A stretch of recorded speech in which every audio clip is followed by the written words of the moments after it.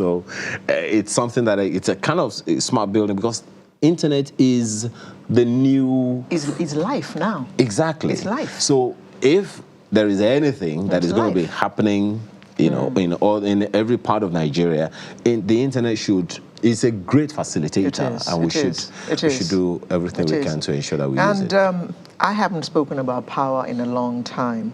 And I want to say... When have you been talking about power? I want to say to our viewers, it is not because there has been power supply. It is just because I got rather fed up of saying the same thing every day. But I need to call them out again because they're not giving people power. They're not giving us power. Of course, you know, when they were called power holding, was it Alibaba who said, who made that joke? Well, they are holding their power now, you know. It's a business now, and there is a lot of questions about how well the business of power, electricity supply, power distribution, power transmission, power generation is being run in the country, and all that conversation is unending. And meanwhile, while the prices go up, the power supply is not available, and then the major challenge that they continue to talk about, that's the discourse, is collecting revenue from people. There is power theft, and all those things are there, but it's all for me. Ayo Makinde, if your staff, you are NEPA, your staff comes to bypass meter for me so that I cannot be paying plenty money, is that my fault? That is what they call already home. Because the customer probably does not know how to bypass the power himself or herself. How will the customer know? Thank you. So, anyway, as they say, na dem. And that's how we say it in Pidgin. I don't see how that dem is going to end. They do them. They cause themselves the injury. Okay. Menu. Now, the menu. Okay, that's another thing in that Dakota Towers. They have a restaurant. Okay, menu. Eye on Rescue Nigeria project as the number one thing on the agenda today. What does that mean? And we're also taking a look at the economy. How is the economy performing? Well, some will say it's still exactly where it is, or is it getting worse? Okay. Of course, we'll be looking at the 4th Unilag Masscom Alumni Association Distinguished Lecture Series. Find out what that is about. And then we'll look at where every pregnancy is wanted. Of course. I mean, no marks for guessing that is talking about, you know, making sure that you do get pregnant when you want to get pregnant. And you don't when you don't. Thank you.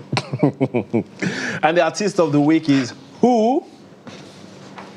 Let's keep listening. I'm not saying anything today. Okay. You don't want to tell us whether it's a he or a she or a shim? He is a he. Oh, so you said something today.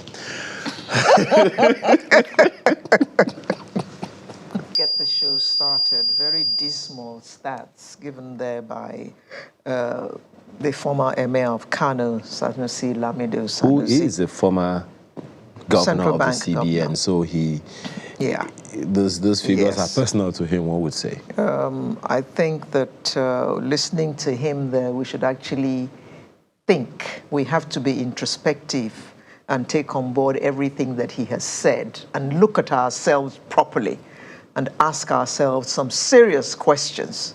Senegal is ahead of us. Rwanda of yesterday. When did they come out of a genocide? They're doing better. In fact, when I visited Rwanda in 2013, I could see that they were on the road to doing great things for themselves. So I can just imagine what they look like today. But these, compared to Nigeria, these are all small countries. And they are all ahead of us, and we say we are the giant of Africa. All these things he has said should make us begin to think, right, guys, is it not time for us to do something about our country? Maybe that is the reason that this group of people, this group of people came together and set up the Rescue Nigeria project.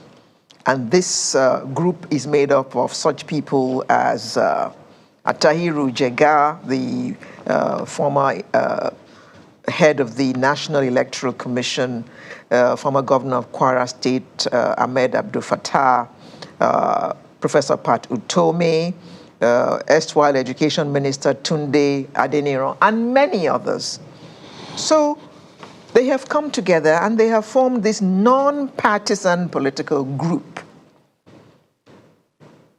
What do we expect of this group? Or what exactly do we think that this group has in mind? Well, then, we have a social commentator in the studio with us this morning. It's my pleasure to welcome Mrs. Julie Odige Oyego. Good morning. Good morning. Thank you. Thank you for joining us. Thank you. We also have two gentlemen joining us virtually. Professor Remi Ayede, who is Professor of Political Institutions, Governance, and Public Policy. Morning, Professor.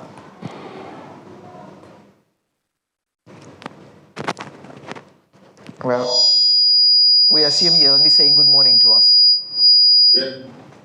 Okay. And our friend Ezekiel Nya Etuk, founder Nigeria Project, is also with us this morning. Good morning, Ezekiel. Okay. Good of you to join us. Now, let me start with the bird I have in hand. Julie, now, what are your thoughts on this Rescue Nigeria project? Well, it certainly has my sympathy. And I think on two levels. I understand it doesn't intend to become a political party, a registered political party. Mm-hmm. So I guess I can see the need for this. A movement of the people, if you like, a form of political moral rearmament. So I'm in full sympathy with that. Where I worry is, in this country, how easy is it to move a movement of the people, to establish a movement of the people, to be effective as a non-political body with regard to affecting positively the political space. So I'm of two minds about it, but knowing some of the people who are involved, especially Professor Utome, I have a reasonable degree of confidence that they will be able to make an impact. Question want to ask, well, sounds stupid or pedestrian, but really, what is there to rescue? A lot. I think two things in the main. What's been entrusted to us. You know, I've heard myself saying a lot in the past week. The labors of our heroes will, yes, exactly, will not be precisely. And then I look at my grandchildren and I say to myself, how will I explain what I've done to this country? You know, and what my cohort, my generation has done to this country. I mean, we have grandchildren now. I mean, most of us. And you look at how do you explain what we're doing and what we've done? So I think that on two levels, we'd better do something in terms of rescue. And I hope this is part of it. Okay, let me ask Professor Ayede. I asked that question advisedly because one of the issues that it's so easy to assume that we know exactly what we're doing when we may not. So I asked Madam here, what is there to rescue? So if you would decrypt, Prof, in specifics, what do we need to rescue in Nigeria? There's a lot to rescue in Nigeria. That's the problem, Prof. My apologies. That's the problem. I would like us to decrypt, because the challenge with movements, in my opinion, is, look, while we know there is a lot to do, people may not be able to follow if they're around specifics, if it's just so general. Okay, so that's why I'm asking for us to have certain specifics, because a journey of 1,000 miles, we all know, begins with one step. Well, I think the very significant point that they have made concerning what they want to rescue is that they want to change the recruitment process of those who occupy government office. And I think that's the only point they have made so far. They're saying that the way political parties recruit their leaders or those that they nominate for elective positions don't consider competence, merit, and knowledge, and that they are angling for introducing those criteria as very important feature of the political process. Beyond that, they make very general complaints about the situation of things, which is neither here nor there. And as you know, we have seen this movement previously. They came first in the form of national intervention movement. Then they talk about the coalition for the third force. And then they made quite some impression. People were excited. And then suddenly it fizzled out before the previous general elections, 2015 and 2019 elections. So beyond this issue of getting capable hands in public positions, especially in the higher offices of the state, they are not offering much. Let me bring same question to Ezekiel Nyaitok. You've been at it for a while with the Nigeria project, so you definitely have some ideas. What are the challenges that you think are right before a movement such as the Rescue Nigeria project? One of the challenges a number of people would probably pick is, look, most of the time, it's the elite that take the lead with such movements as this, but then getting the carry-on of the people, carrying people along, getting their buy-in, sometimes it's an issue.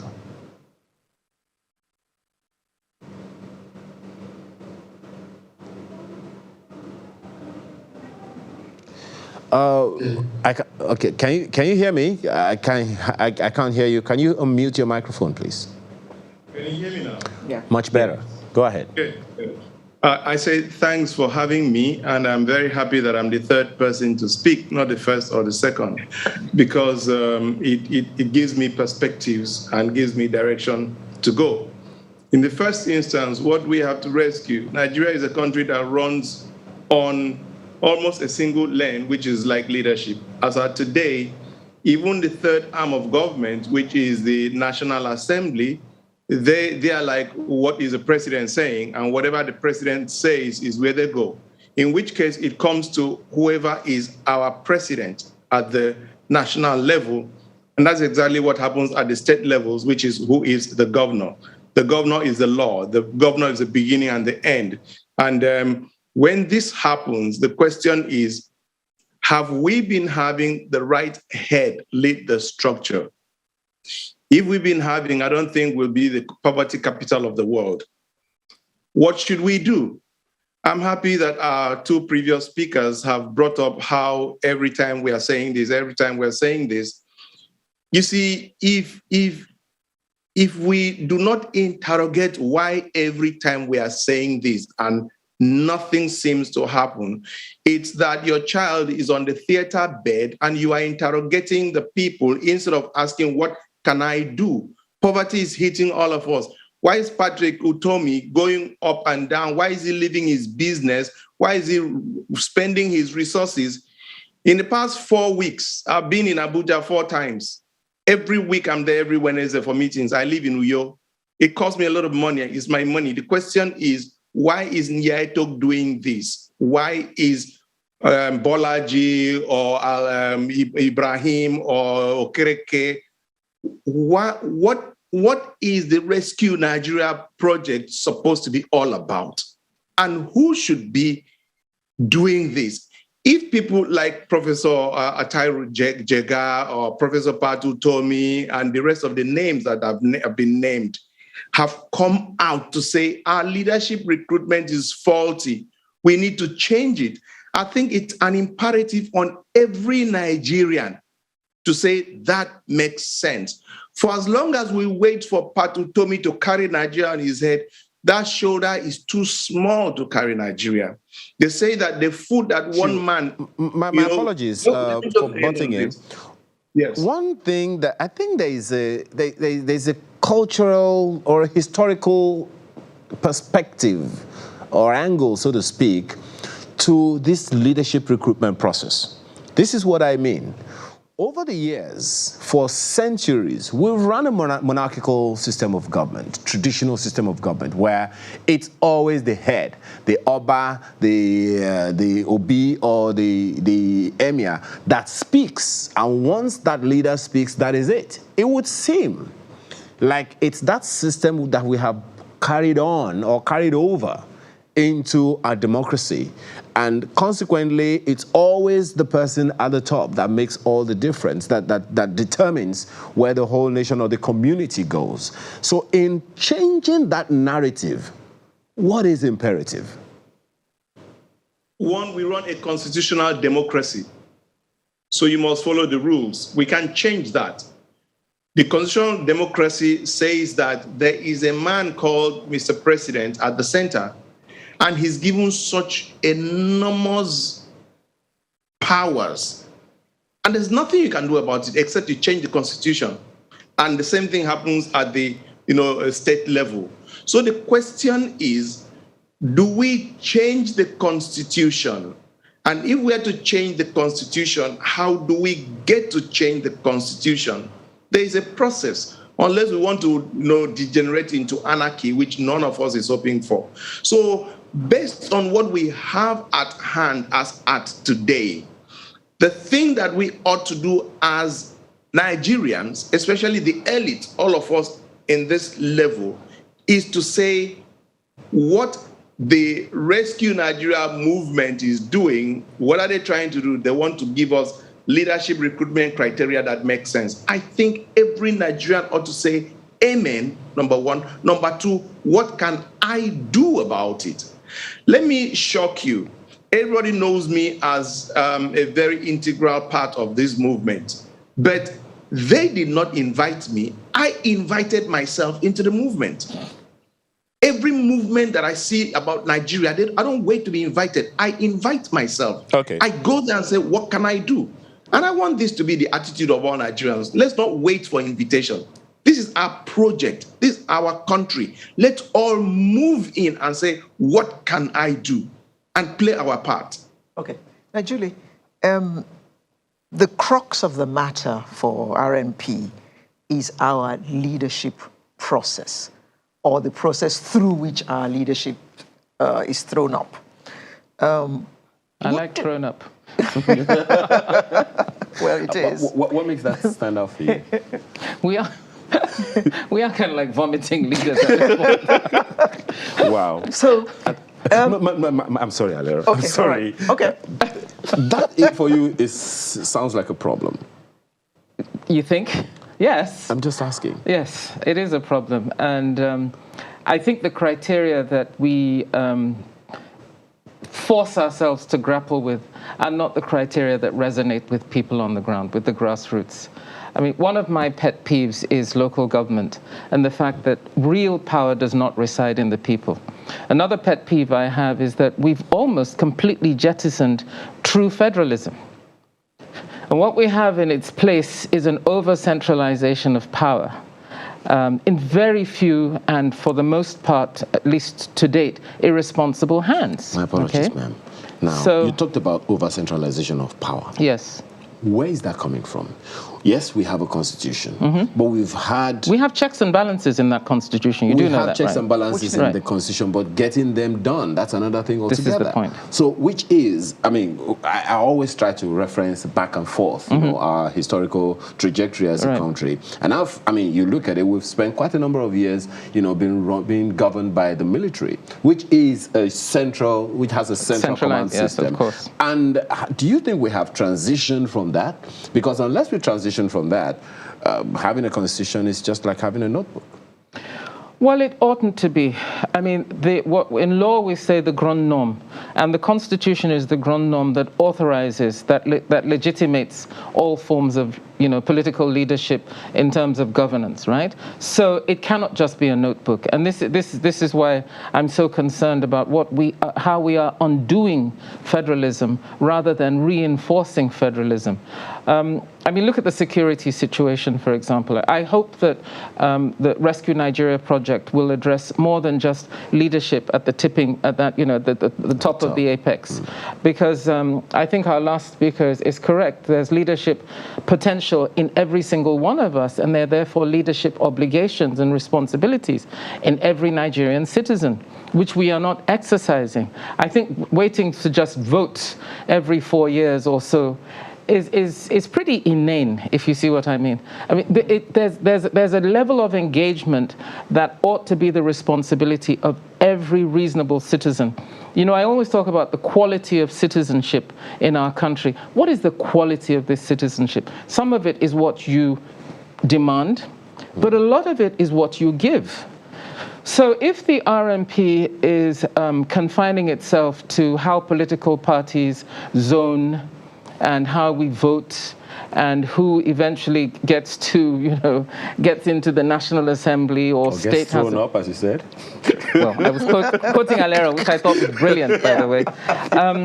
Then it's inadequate, because our problems, I think, are deeper than that. But you've got to start somewhere. As the gentleman said, you know, the journey of 1,000 miles, 1,000,000 miles, always starts with one step. And I think it's a great step. I hope people will identify with it. But I hope we can continue to articulate the essence of what it is that this country is lacking, is missing, so that this movement can embrace as many people and as many consciences as possible. Yeah, Prof, in this part of the world, we don't seem to need anything special to become a politician. And we throw up that word now as if it is a profession. What do you do for a living? I'm a politician. What is that? In other climes, people actually have to attend certain places, be members of certain places, have to have been important personalities in their local surroundings before they can actually look to go to the center. But all that doesn't apply in our country. Are you thinking that maybe RNP is going to throw up all this so we can talk about them and interrogate them properly to have effect on the results of our elections? Yeah, if you look at the history of the movement, they are really concerned about issues like that. But, you know, those kind of issues are not issues that you resolve by the kind of way they are organizing. What you find is that at some point, they get sucked into the political process, because underneath this expression of concern for the challenges of Nigeria is often the individual political ambitions of those who are part of that movement. And you will see when the movement gains some traction, it's usually when an election is at hand, and you see them in the media making the rounds. But the kind of picture that you are envisaging requires a sustained effort. And it's difficult to also argue completely that those so-called politicians in Nigeria have not started from the grassroots. If you look at many of the politicians that we're talking about, some of them actually started from the local level, some from the state level, and then they are up where they are.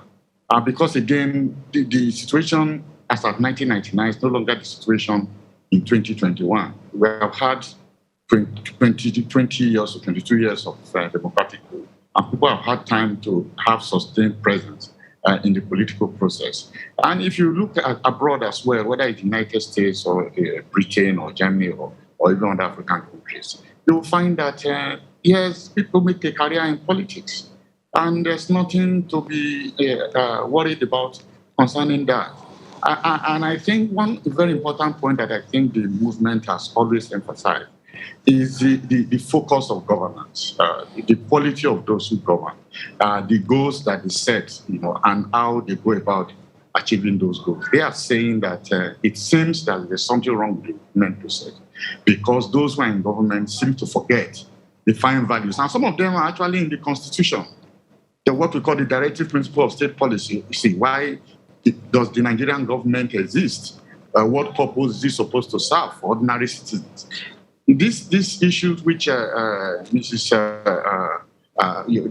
said about the Constitution, the ground norm, are really available for anyone who is committed to change.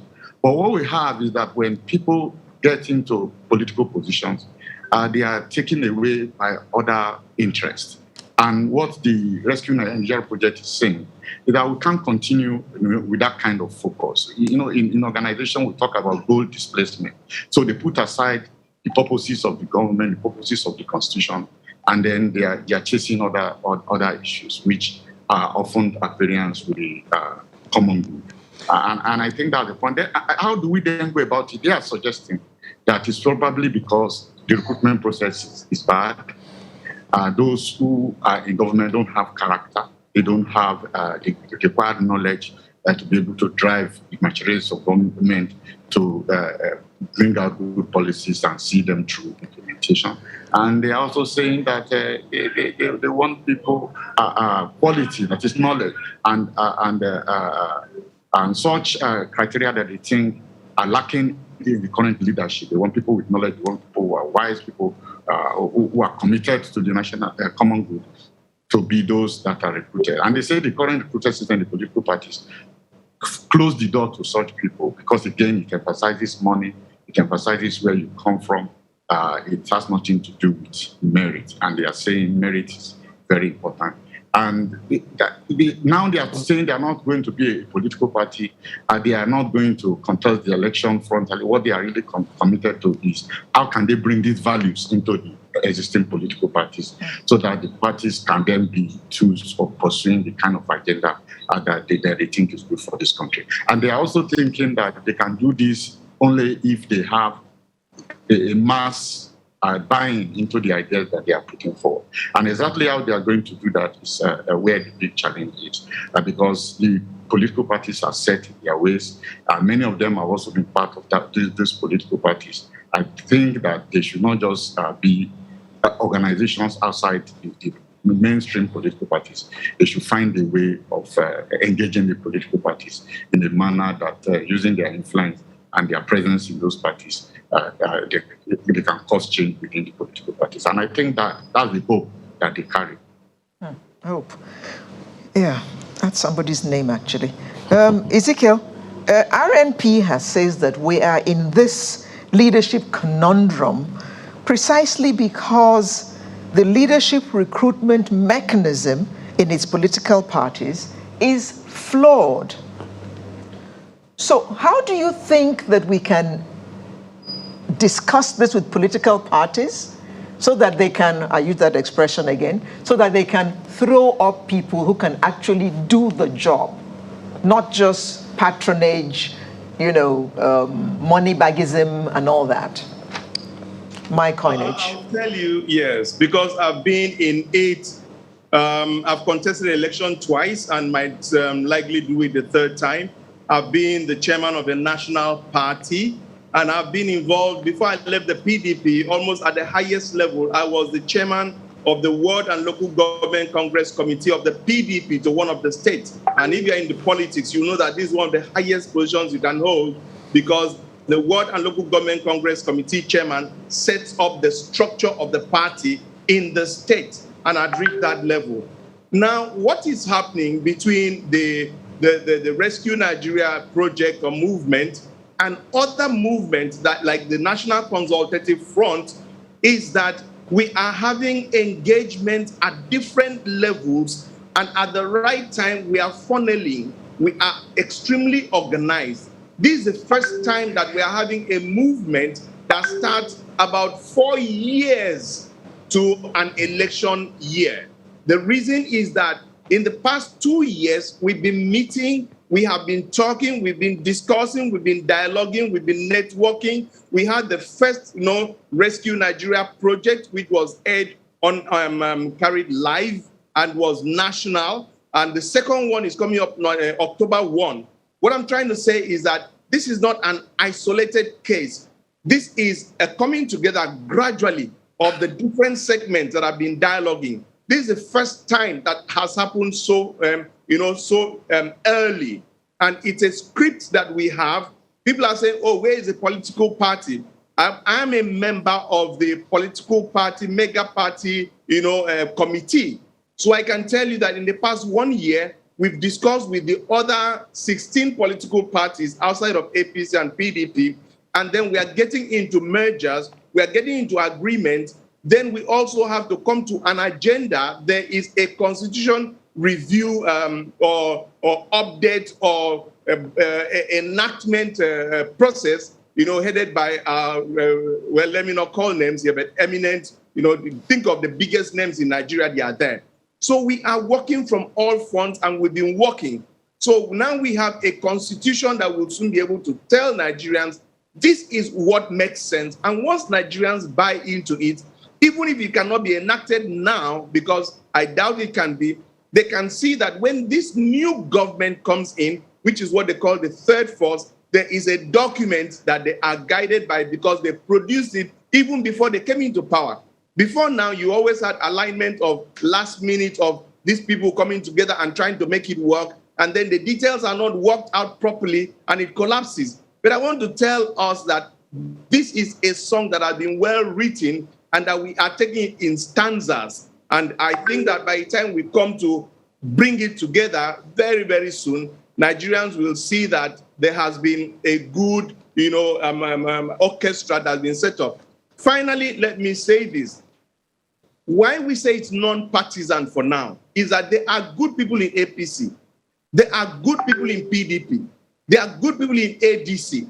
We are starting to identify these good people because painting all of them with the same brush is not doing us any good. So we are making sure that we are bringing these like minds together.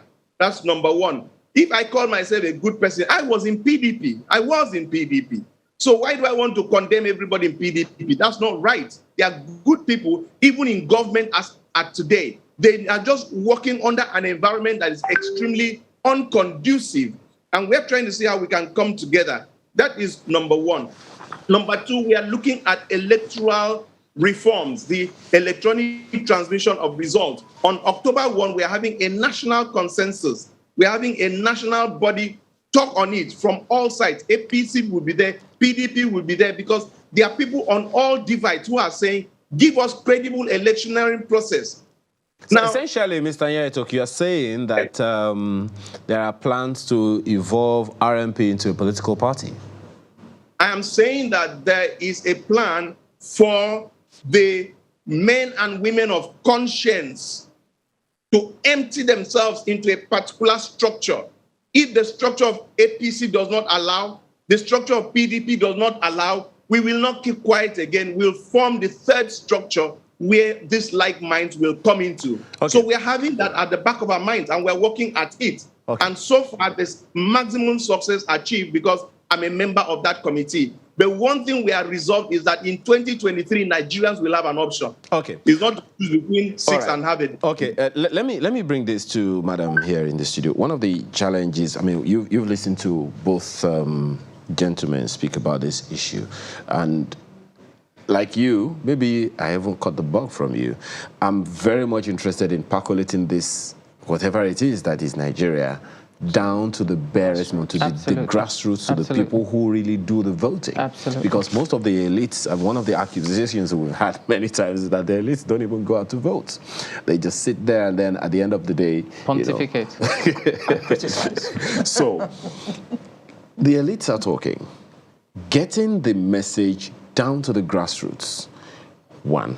Secondly, getting the buy-in of the people when the message gets to them in the grassroots, that's quite a task. There's a high level of poverty, high level of unemployment. The issues that people have to grapple with on a daily basis is right there in their faces. Absolutely. Now, giving them a message as opposed to giving them money, it's going to be quite a hard sell. If the message comes from the people themselves, then it's not a hard sell.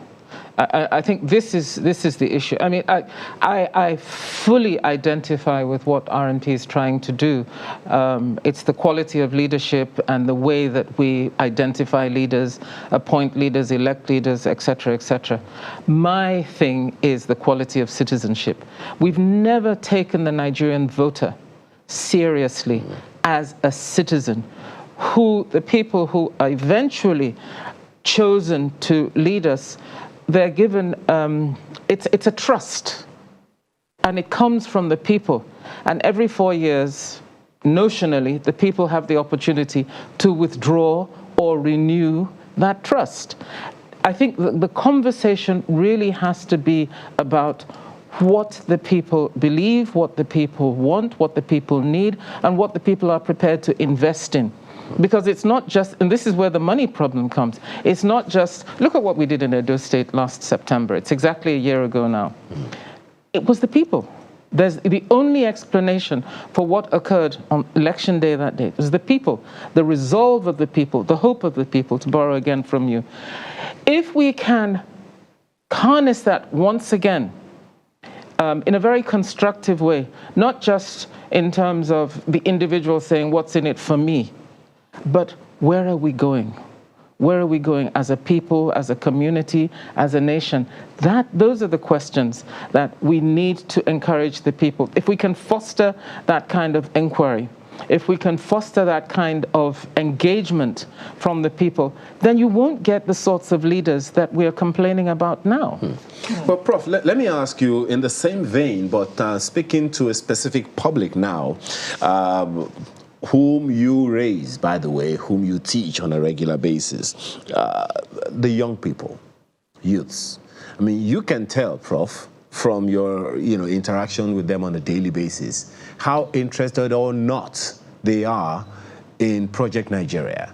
The fact that, to a large extent, many of them feel that they have been left behind. Jobs, I mean, you heard the statistics from the former Emir of Kano saying that a good number of them, just a fraction of them, get employment at the end of their studies. So they have been left behind, and we want them to be a part of the Nigeria project. How do we involve them? Well, I think that's a very important point that I think the NLP will need to look at. First, we say, okay, there's diversity of youth. Those in the university are also part of the elite, or what we call the emerging elite. They are the privileged sector of the youth. And then we have others who have even greater challenges than the one you have mentioned in terms of employment opportunity, because the door for even moving ahead is closed to quite a number of those who are not among the elite. And you saw what happened when the NSAS protests unfolded and eventually unraveled, because at some point the other categories of youth who were not the original arrowhead of the campaign hijacked the process, and you saw the violence that came out of it. We have a huge youth problem, and I can say this because I engage them on a daily basis. There are those who are completely frustrated with the Nigerian projects, who don't think that there is any hope for rescue. And I think that's one thing that the NRP make the NRP very important, because they are imagine the issues that they are putting on the table give hope that not all members of the elite ignore this challenge, that some of them are truly really concerned about it. Now, for those there are others among the youths who think that what they really need to do is to find a way out of the challenge that they face in Nigeria. And these are very dynamic and very promising members as a segment of the youth. You can see them in IT, you can see them demonstrating on common entrepreneurial skills and a can-do spirit. So the youth is that diverse, and I think what the NLP can do is to reach out to the universities, reach out to institutions of higher learning and other levels in the educational system, and see how they can connect with. Because there are also other organizations who are doing wonderful things, and I think that's another thing the NRP should think about. They should not confine themselves to the political party alone, because I think it's a huge project. It's not a project that you can resolve within before the next election. It has to be something that will be ongoing, a real movement, because movements are built around ideas. And I think the more that they get these ideas to the right people, to the right sector, including the young people, the better for the movement and also for the country. So we need to look at the youth in their diversity and see how we can reach out to them concerning the concerns that we feel about Nigeria, and recruit a lot of them into sharing the vision and into putting it as part of their life and vision. Because the universities keep churning out these youth, and we talk about unemployment and the frustration that they face, but they also hold great potential. And a lot of them are doing great things in spite of the challenge that we have in Nigeria today. And we need to recognize this diversity of the youth and in our plan, for transformation of Nigeria. That would be my take concerning that segment of the Nigerian society. Okay. Ezekiel, some would say that RNP has its work cut out for as long as politics remain the shortest cut to being wealthy in Nigeria. How are you going to streamline all these processes so that only the capable get through to become leaders? This panel is just awesome. I don't know how you people got it together. Because if you look at my sister Julie, in spite of her looking extremely elitist and everything, her concern is the youth, the grassroots. And I find that extremely inviting and reassuring.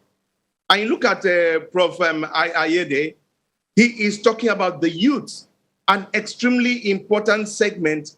And this just typifies exactly what we are trying to do at the NRP, in the sense that we are looking at different sections, different diversities. We are looking at the youth. We are looking at the women.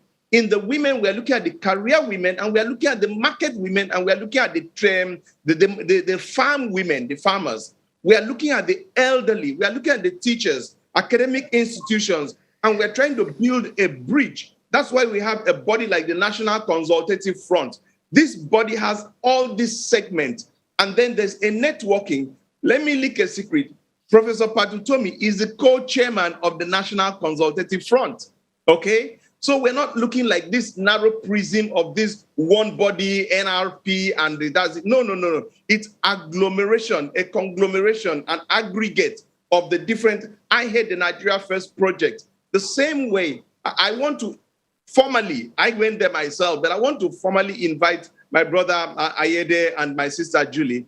Let's come in, and I invite them on representative capacities as Nigerians that look at different perspectives, and together we'll be able to form a body that caters to every segment of the population. Let me just say a little thing about the youth, which Nigerians need to know. There are two countries.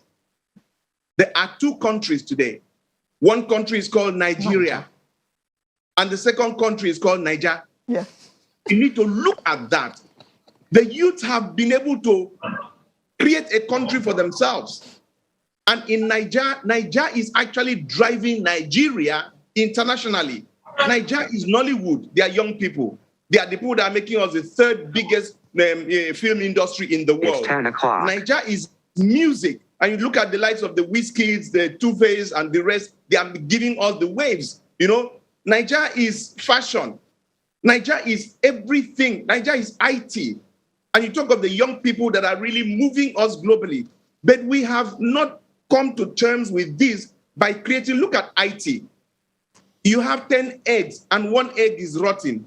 And the rotten egg is smelling so much that you just castigate the youth. The youth of Nigeria are extremely cerebral. They're extremely focused. They're extremely patriotic. I know that if I leave you to it, the youths are they're like your primary demographic. But I really do understand. We're wrapping up on this segment. But madam, I'd like to take your last words on this, and that's specifically talking about the youth, especially since you said earlier. I mean, you're a grandmom, and one of the fears that I've heard elderly Nigerians like you talk about is, what kind of nation are we going to leave for our children when we're all gone? So, in terms of our engagement with the youth, there is the opinion that we're not speaking their language. Mm-hmm. Now, transiting from where we are. We're in Nigeria, they're in Niger. So we have to transit to Niger. So getting the visa to go from Nigeria to Niger to speak like them and with them, how do we begin that journey? Respect. respect. You know, as I was saying before, just as we've not really taken voters seriously between elections, we don't take our young people seriously. And they really are the pivot that might take us into the future. We've not done well, and we've not done well by our children. I think also that the overemphasis on university education is not serving us. We heard from Sanusi that probably 9% of our graduates will get jobs. They're creating jobs. They're creating jobs. It's tough, but the 91% for the most part are aware. They have no illusions about what Nigeria has to offer Niger, and they're forging ahead on their own. And so I think what they deserve from us is respect. Well, that's a good place to anchor this segment. Thank you very much, Mrs. Julie Odigye-Oyego, who is a social commentator, who was with us in the studio in Lagos, and we had joining us virtually Professor Remi Ayede, Professor of Political Institutions, Governance and Public Policy, as well as Ezekiel Inya Etuk, founder, Nigeria Project. Thank you very much, gentlemen, for joining us this morning. Thank you for having us. Thank you very much. Sunrise will return in just a moment with another interesting conversation. Do join us.